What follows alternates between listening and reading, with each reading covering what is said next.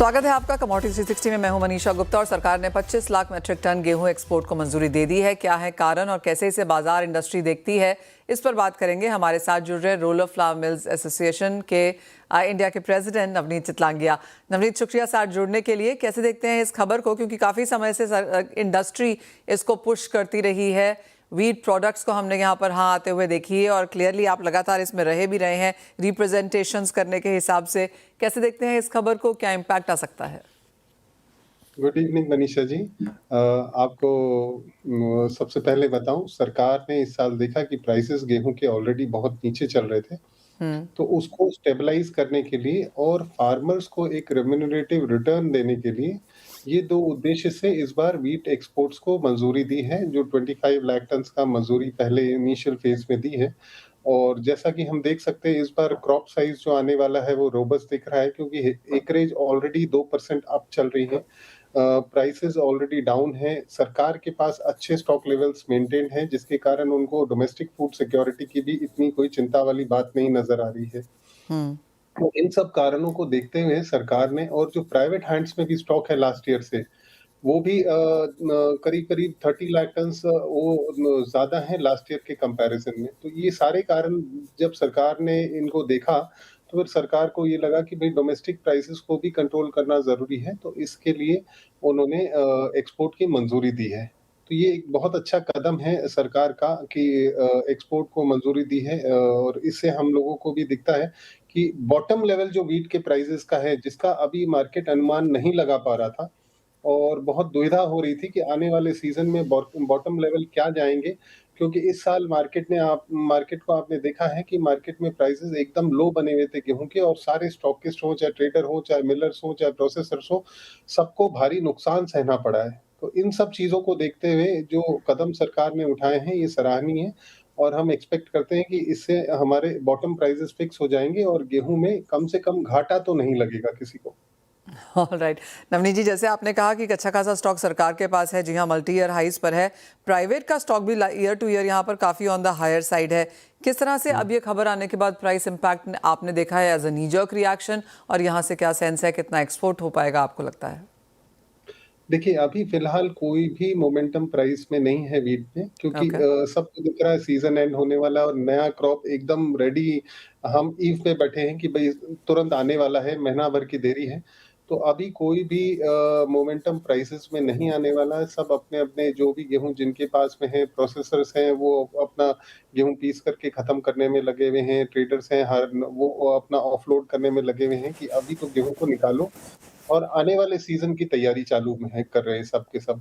तो ऐसा अभी नहीं दिख रहा, लेकिन आने वाले समय में ज़रूर हमको ये अनुमान है, क्योंकि इस साल प्राइसेस जो है वो एमएसपी के लगभग नहीं चलते हुए दिखते। इसमें व्हीट कोई भी प्रोक्योर नहीं करेगा, प्राइवेट ट्रेड। सबको दिख रहा है कि ये कहीं न कहीं एमएसपी से ₹300 नीचे जाने चाहिए प्राइसेस, और एमएसपी से ₹300 नीचे जाते हैं तो ज़रूर इसमें प्रोसेसर्स भी खरीदेंगे और प्राइवेट ट्रेड भी खरीदेगा। और इसको देखते हुए ये है कि भई मार्केट सरकार जैसा कदम उठाना था वैसा उठाया उन्होंने। अगर हम एक्सपोर्ट की यहाँ पर बात करें, नेगेटिव पॉइंट, जैसे आपने कहा कि एज ऑफ नाउ कोई भी अनुमान आंकड़े बनाना यहाँ पर थोड़ा सा मुश्किल है, लेकिन जिस तरह की यहाँ पर अनुमति हुई है, जिस टाइमलाइन के लिहाज से हुई है, इंटरनेशनल प्राइसेस अवेलेबिलिटी, वो भी एक चिंता की बात है। चिंता एज इन वहाँ पर भी कोई बहुत ज़्यादा ल्यूक्रेटिव प्राइसेस नहीं है। हाँ, फिलहाल इंटरनेशनल प्राइसेस एकदम नीचे हैं, और हम देख रहे हैं कि उनके स्तर बढ़ नहीं रहे हैं। तो ये ज़रूर है कि हमारे को यहाँ पे प्राइस पैरिटी आज के दिन तो नहीं मिल रही है, लेकिन आने वाले दिन में ये हमारे जो हार्वेस्ट आएँगे बाज़ार में, उस समय क्या प्राइसेस बनते हैं, उसके ऊपर ज़रूर निर्भर करता है कि हम कितना एक्सपोर्ट कर पाएँगे। तो आज ये अनुमान लगाना मुश्किल है कि हम क्या कर पाएँगे, क्या नहीं। वैसे आपको बताऊँ, जैसे हमारे नेबरिंग कंट्रीज़ हैं, बांग्लादेश है, नेपाल हैं, ऐसे यहाँ तो ज़रूर हमारे एक्सपोर्ट्स जाते हुए गेहूँ के दिखते हैं, और बहुत बड़ी बात नहीं है, मिडल ईस्ट में भी अगर कोई पैरिटी बन जाए, तो जा सकता है। तो आज इस चीज़ को हम नहीं कह सकते, हमारे प्राइसेज़ क्या रहेंगे मार्केट पे, उस पे सारा फ़ोकस रहेगा कि हमारे प्राइसेज़ अगर मार्केट के नीचे रहे, और एमएसपी से 300 रुपए, 250 रुपए नीचे मिलता है, तो हम पैरिटी में आ सकते हैं और हमारा व्हीट जा सकता है। और इसी के साथ में इंटरनेशनल प्राइसेस में थोड़ा-सा अपवर्ड मूवमेंट अगर आ गया किसी भी कारणवश, तो भी हम पैरिटी में आ सकते हैं।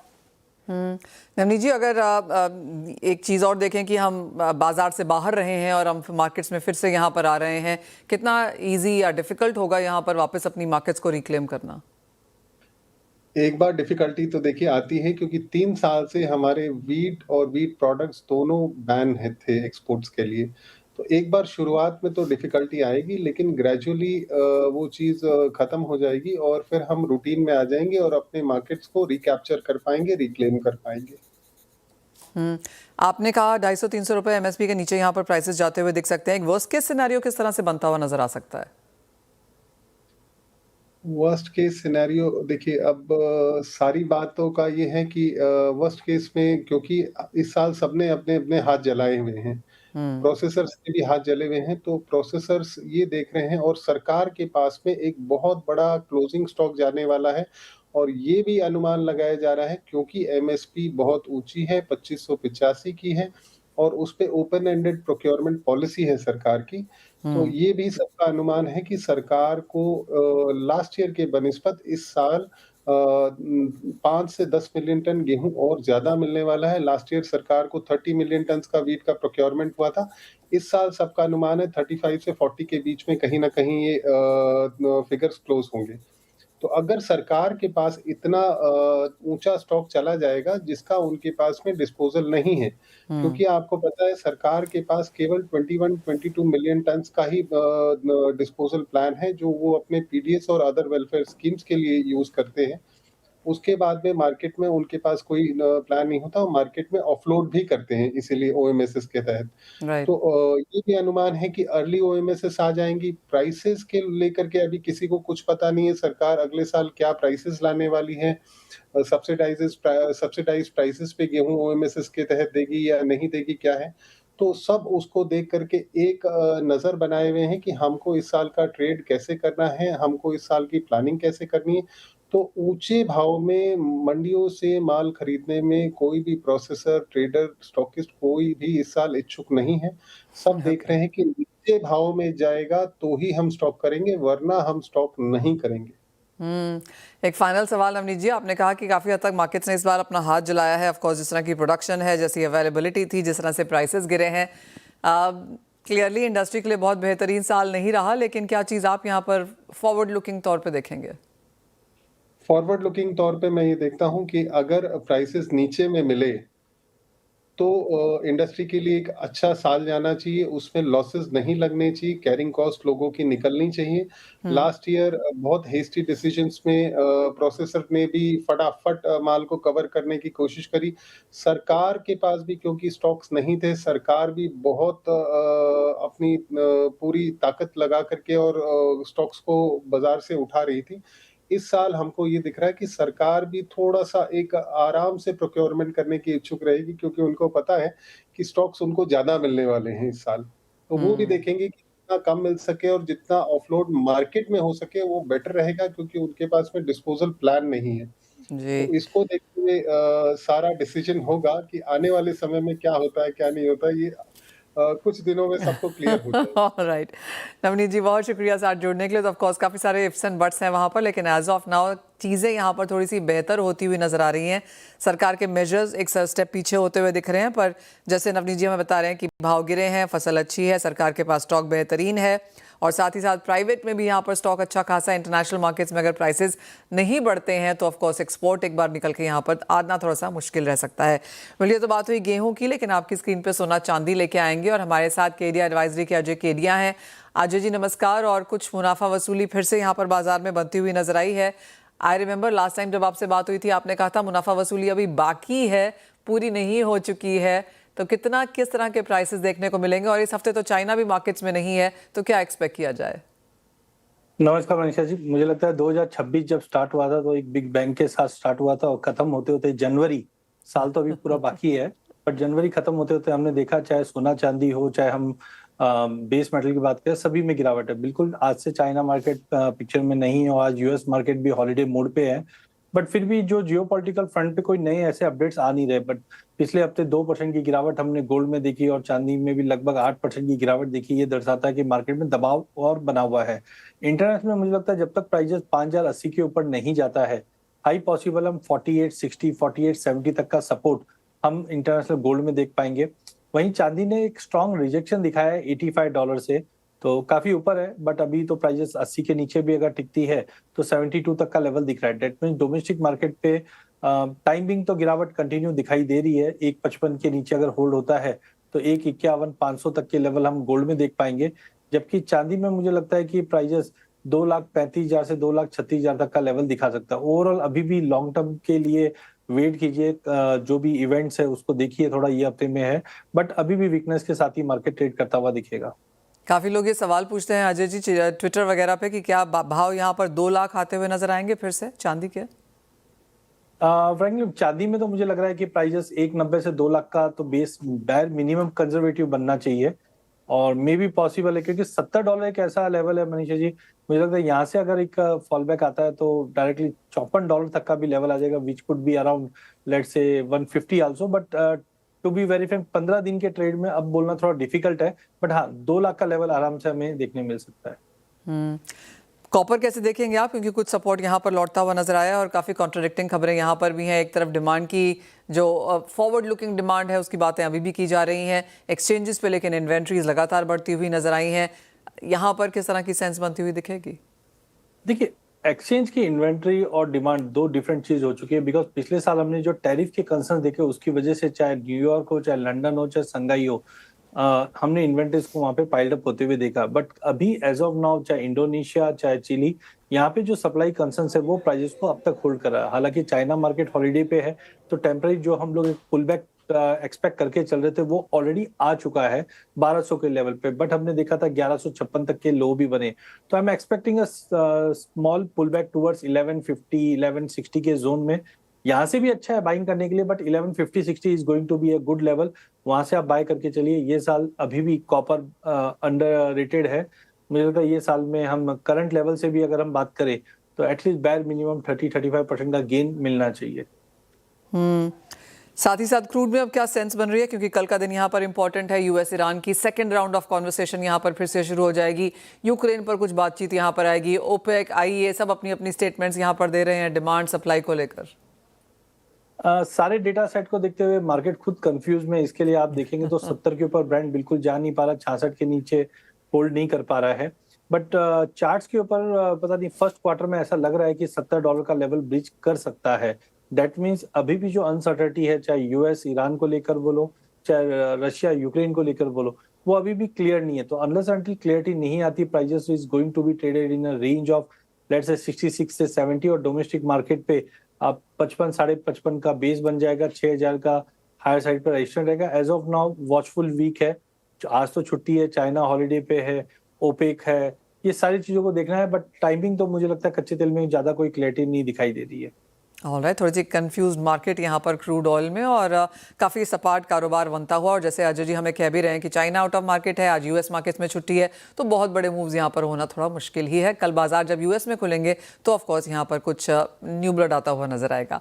अजय जी बहुत शुक्रिया एज ऑलवेज साथ जुड़ने के लिए और काफ़ी क्लैरिटी वहाँ पर देने के लिए कि कमोडिटीज़ में क्या करना चाहिए। वेल, इसी के साथ एक ब्रेक का भी समय है, लौटेंगे और लेकर आएंगे कमोडिटी की पाठशाला। CNBC आवाज and NCDEX present कमोडिटी की पाठशाला। नमस्कार, स्वागत है आपका कमोडिटी की पाठशाला में। और आज हम बात करेंगे जीरे पर और हमारे साथ कार्यक्रम में जुड़ रहे हैं MR एग्रो इंडिया के डायरेक्टर मितेश पटेल। मितेश जी नमस्कार, शुक्रिया साथ जुड़ने के लिए। सबसे पहले तो आपसे जीरे पर ही एक सेंस लेना चाहेंगे। वीक ऑन वीक कुछ गिरावट देखने को मिली है एज फसल यहाँ पर बाजार में आने लगी है।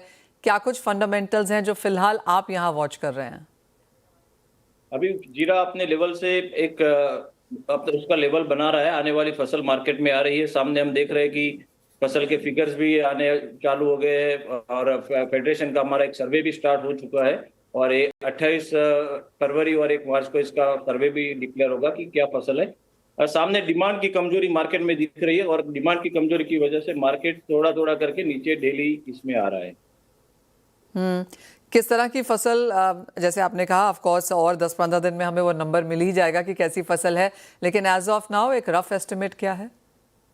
रफ एस्टिमेट मेरे हिसाब से गुजरात की फसल 30 से 32 लाख के बीच में रहेगी और राजस्थान की फसल 55 से 57 लाख के बीच में, यानी एग्रीगेट 85 टू 87 लाख की फसल आने वाली फसल होनी चाहिए। आपने कहा मांग कमजोर है, हमने पिछले साल भी यहाँ पर काफी वॉल्टिलिटी जीरे के प्राइसेस में आते हुए देखी थी। आगे जाकर ऑफ कोर्स शादियों का सीजन है, फेस्टिवल शुरू हो जाएंगे, रमजान है, क्या इस समय में यूजुअली जीरे की डिमांड बढ़ती है? नहीं, एक्चुअली रमजान की डिमांड होती है, जो रमजान मंथ स्टार्ट होता है उसके 1.5 महीने पहले स्टार्ट हो जाती है। ऑलमोस्ट रमजान स्टार्ट होने को है, तो रमजान की डिमांड जो मार्केट में थी वो ऑलमोस्ट आके खत्म हो चुकी है। अभी वर्ल्ड के जो हमारे जो बायर्स है, जैसे टर्की है, पाकिस्तान, दुबई होके जाता है, ये सब कंट्रियों में वहां पे माल के थोड़े ओवर स्टॉक है। उन लोगों ने ऊपर के रेट के जो माल लिए हुए वो माल के स्टॉक नीचे जा रहे हैं, वो माल बेच रहे हैं, तो नई डिमांड मार्केट में नहीं आ रही है। उसकी वजह से अभी मार्केट में डिमांड रुकी हुई नजर आ रही है। आप कह रहे हैं कि ओवर स्टॉक्ड यहाँ पर हैं ज्यादातर कंट्रीज एज ऑफ नाउ। किस तरह के एक्सपोर्ट नंबर्स का फिर हम यहाँ पर किस तरह के वो नंबर्स बनते हुए नजर आ रहे हैं? आज ही एक स्पाइसेस बोर्ड ऑफ इंडिया का एक सर्वे आया है, उसके हिसाब से 27% less export compare to last year है। पिछले साल से 27% कमजोर एक्सपोर्ट रहा है इस साल। आप वो बढ़ता हुआ देखते हैं आगे जाकर, या फिर आपको लगता है कि जिस तरह की स्थिति अंतर्राष्ट्रीय बाजारों में है कुछ दबाव लगातार यहाँ बना रह सकता है? एक्सपोर्ट का जो फिगर है वो चाइना की डिमांड के ऊपर डिपेंड करता है। अभी फिलहाल चाइना की जो हर साल चाइना इंडिया से 45 से 60 लाख के बीच में खरीदारी करता है, वो इस साल 17,000 टन की लेवल पे ही आके रुका हुआ है। चाइना की खुद की फसल अच्छी आई है और आने वाले साल में अभी जो पहले रुझान मिल रहे हैं वो हिसाब से चाइना की फसल आगे अच्छी सुनने को आ रही है। तो डिपेंड चाइना कैसा मार्केट में रहता है, उसी के ऊपर मार्केट की एक्सपोर्ट के फिगर निकलेंगे आगे। ऑफ कोर्स एक अच्छा खासा हेजिंग मैकेनिज्म है यहाँ पर, और जिस तरह से जीरे के प्राइसेस यहाँ पर रहे हैं, आपको लगता है इंडस्ट्री उसका पूरा फायदा उठा पा रही है? चाहे वो किसान है, जैसे आपने कहा प्राइसेस में लगातार यहाँ पर गिरावट है, या एक्सपोर्टर्स हैं जिन्हें भी यहाँ पर इस बार बहुत अच्छा एक सोल्यूशन नहीं मिला है इन सेंस ऑफ नंबर्स? नहीं, एनसीडीएक्स के जो प्लेटफॉर्म है वो एनसीडीएक्स का प्लेटफॉर्म का अगर सही तरीके से यूज हो तो आपका रिस्क मैनेजमेंट करने के लिए एक बहुत ही बढ़िया प्लेटफॉर्म है एनसीडीएक्स। जिस तरह की एज ऑफ नाउ सिचुएशन है मितेश जी, आप कैसे यूज करेंगे एनसीडीएक्स का प्लेटफॉर्म, जहां पर आपको पता है कि फसल आनी शुरू हो गई है, एक्सपोर्ट बहुत बेहतर नहीं है, डिमांड कमजोर है, क्या करना चाहिए, क्या स्ट्रैटेजी अपनानी चाहिए? एक्चुअली देखिए मैडम, मनीषा जी, पिछले साल में मार्च और अप्रैल में मार्केट ने सीधा 50 रुपये किलो तक की तेजी बनाई थी हमारा। और जब नई सीजन स्टार्ट होती है, नए क्रॉप मार्केट में आते हैं, तो हमारी फॉरवर्ड बुकिंग चालू हो जाती है। मार्च अप्रैल 3 महीने के हमारे फॉरवर्ड बुक कॉन्ट्रैक्ट होते हैं, तो उस टाइम पे हम एनसीडीएक्स के प्लेटफॉर्म का यूज करके हम हमारे जो फॉरवर्ड सेल है उसको हम उसका रिस्क जो है वो मिनिमाइज कर सकते हैं यहाँ पे।